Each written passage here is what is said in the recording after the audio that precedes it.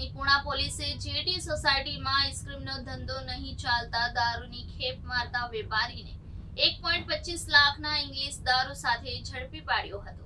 પુણા ગામ જેટી નગરમાં આઈસ્ક્રીમના વેપારીના ઘરે રેડ કરી પોલીસે 1.25 લાખની કિંમતની 636 નંગ પરપ્રાંતીય દારૂની બોટલ કબજે કરી હતી।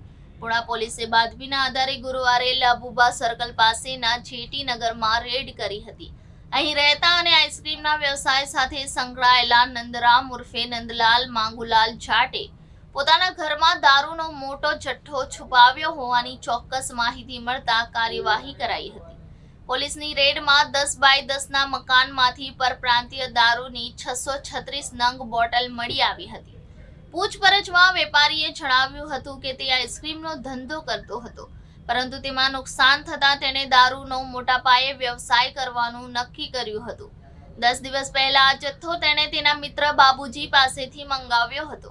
પોલીસે બાબુજીને વોન્ટેડ જાહેર કર્યો હતો।